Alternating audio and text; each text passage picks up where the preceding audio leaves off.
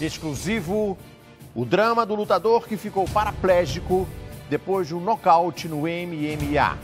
O Domingo Espetacular esteve com ele no hospital essa semana. Você vai entender agora por que a violência dessas lutas pode levar à morte ou a sequelas por toda a vida. Essa é a nossa reportagem da semana.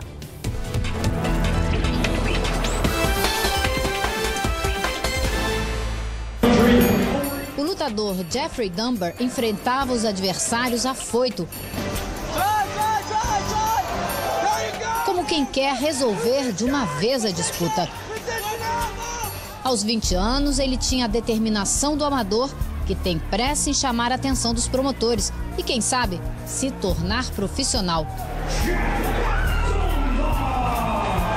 Mas a carreira foi interrompida bem antes disso. Foram apenas 9 meses de experiência nas chamadas jaulas, também conhecidas como octógonos. É o ringue do MMA, sigla para Mixed Martial Arts em inglês.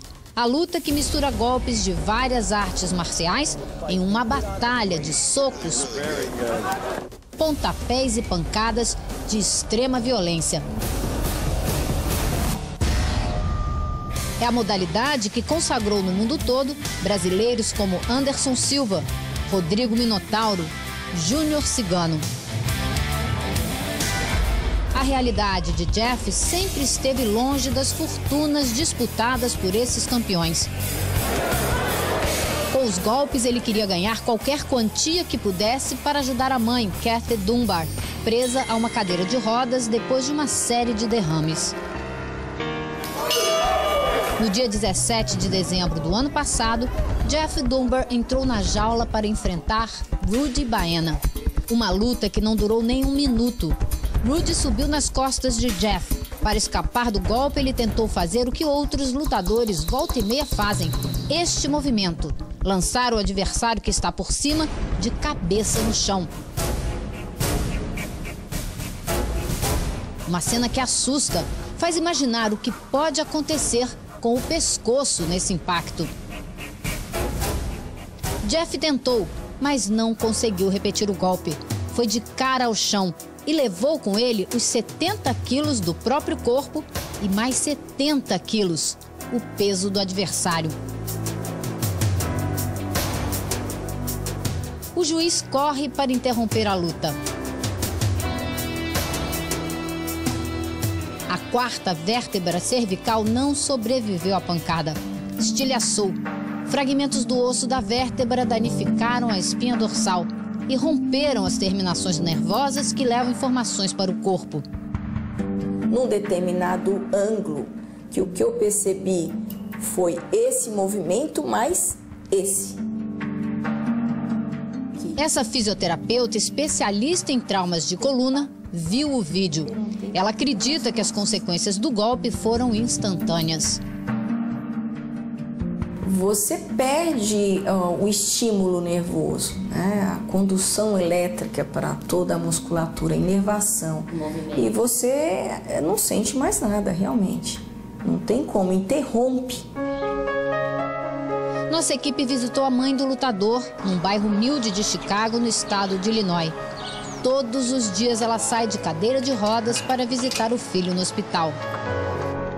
Nos primeiros 2 meses, a família de Jeff só conseguia se comunicar lendo os lábios dele. Ou então a irmã recitava as letras do alfabeto para ele escolher uma a uma e formar palavras, frases. Há 2 semanas, ele voltou a falar. E qual foi a primeira coisa que disse? O caçula da dona Cassie conta que pediu uma toalha fria para botar na testa. Depois pediu à mãe que enviasse um recado a todos os lutadores como ele e aos promotores de eventos amadores. Protejam os lutadores e criem algum tipo de seguro para ajudar as famílias caso algo mais sério aconteça.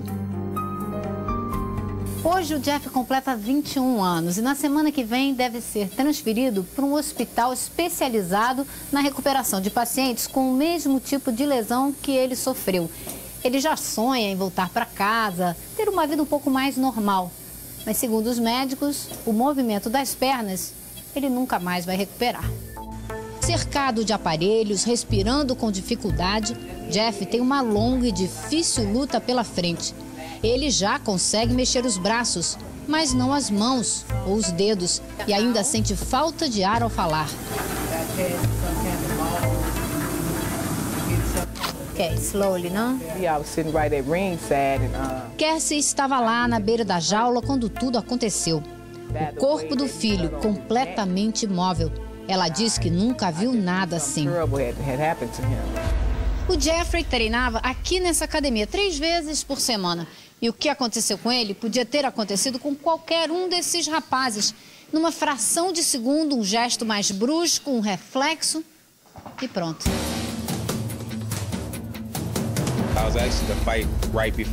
Daryl Emerson tem 21 anos. Foi o último da academia a entrar na jaula antes de Jeff. Ele conta que também viu tudo. Ficou impressionado. E ainda hoje é como se as imagens passassem em câmera lenta na mente dele. Daryl deseja o melhor para Jeff e também torce para não se transformar na próxima vítima. Guilhermo Sermento, de 21 anos, luta há 7. Ele também assistiu à luta de perto. Não imaginava que um golpe daqueles teria consequências tão sérias. Pergunto se ele se assustou. Guilhermo diz que sim, já que um acidente desses poderia acontecer com qualquer um. O treinador de Jeff, Josh Bullock, tem 41 anos e ainda luta de vez em quando, mesmo com os 6 pinos de metal que colocou no braço aos 17, depois de uma defesa que fraturou o osso. Ele acha que não se pode criar muitas regras e limitar muitos golpes. Diz que ou você vai com tudo ou não vai. Mas quando a conversa se concentra em Jeff, na vida que ele tinha e no futuro difícil que vai enfrentar, Josh muda de tom. Lembra que Jeff gostava de 2 coisas, lutar e jogar videogames. E não pode fazer nenhum dos 2 agora. Josh espera que ele recupere pelo menos os movimentos das mãos. O treinador se sente responsável pelo que aconteceu? Ele diz que faz parte de tudo isso, mas não força ninguém a lutar.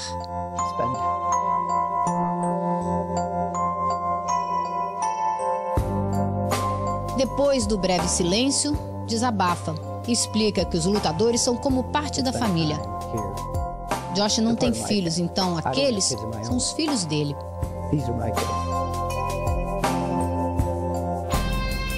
O treinador vai ao hospital com frequência. Em uma das visitas, levou de presente para Jeff o cinturão que a academia ganhou no dia em que o rapaz quebrou o pescoço. Josh criou um fundo para ajudar a família a pagar a conta do hospital, mas por enquanto eles não arrecadaram nem 1/10 da dívida. Jeff não tem seguro de saúde, não tem verba dos promotores da luta ou indenização pelo acidente. Nenhum amador tem. Ele recebia dinheiro do Estado para os gastos com a saúde da mãe e trabalhava durante meio período em um restaurante. O MMA, que parecia ser a grande esperança para mudar de vida, só trouxe mais dificuldades. Em Iowa, outra família americana vive um drama idêntico. Zach Kirk também tinha 20 anos quando pisou em uma jaula pela última vez, há 3 anos.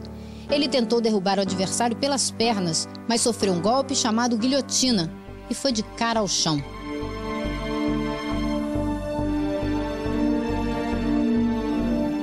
A vértebra cervical número 5 se estilhaçou. Ele ficou paralisado do pescoço para baixo.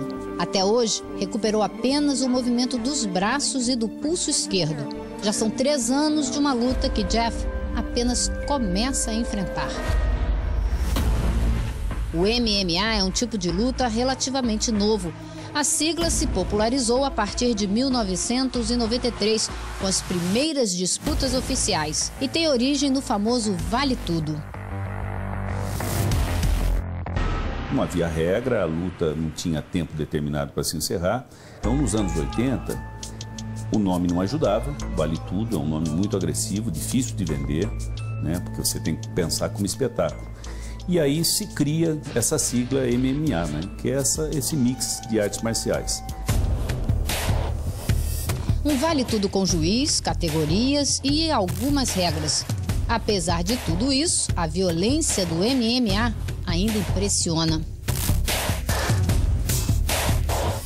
Não é um esporte porque se briga de galo é proibido, isso é a mesma coisa. É uma manifestação de violência gratuita. Eu não gosto, não concordo, eu acho que instiga a violência. Muitos lutadores carregam as sequelas. Gary Goodridge lutou por mais de 10 anos e foi diagnosticado com uma doença degenerativa no cérebro. Hoje, vive à base de medicamentos. A lesão cerebral de Gary se chama encefalopatia traumática crônica, comum entre praticantes de lutas violentas. Provoca dificuldade de raciocínio, problemas de memória, prejudica a coordenação motora e tremores. Tudo resultado dos repetidos choques na cabeça. E no ringue do MMA, todos estão expostos a esse tipo de trauma.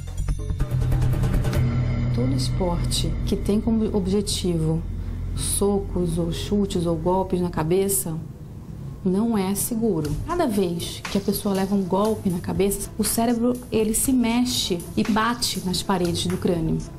E essas batidas repetidas durante anos podem lesar as estruturas cerebrais. O risco de lesões graves como essa estimularam a Associação Médica do Canadá a pedir que a prática do MMA fosse banida do país. O MMA é uma modalidade recente e, por isso, tem poucas estatísticas. Mas nos Estados Unidos há registro de pelo menos 2 mortes em eventos regularizados. Primeiro foi Sam Vasquez, em 2007. Ele ficou inconsciente depois de receber uma sequência de golpes. Permaneceu em coma durante 6 semanas antes de morrer. 3 anos depois, a vítima fatal foi Michael Kirkham. Na estreia como profissional do MMA, ele foi nocauteado e também não conseguiu retomar os sentidos. Faleceu 2 dias depois da luta. Hoje, a prática profissional de MMA é considerada ilegal em alguns estados americanos, como Nova York. Por lá, os canais de televisão são proibidos de transmitir as competições. No Brasil, um deputado federal também é contra a exibição dessas lutas. Quem assiste a luta, basta ver uma, vai enxergar a violência, joelhadas na cabeça, pontapés, cotoveladas no rosto.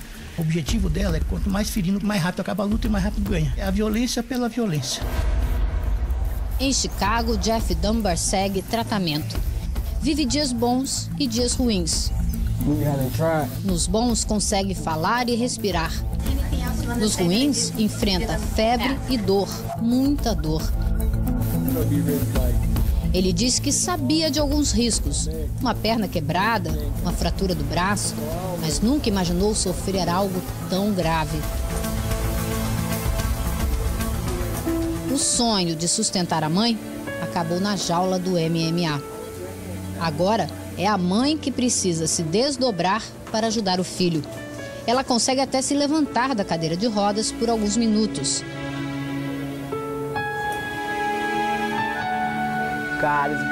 Kathy tenta ser otimista. Diz que tem certeza. Jeff terá a mesma determinação para se recuperar. Quanto ao MMA, ela não gosta desse tipo de luta. E não vê como torná-la segura. Diz que é muito contato, muito sangue, muito risco. Que os confrontos parecem aquelas brigas de cães em porões escondidos, onde os adversários vão até a morte.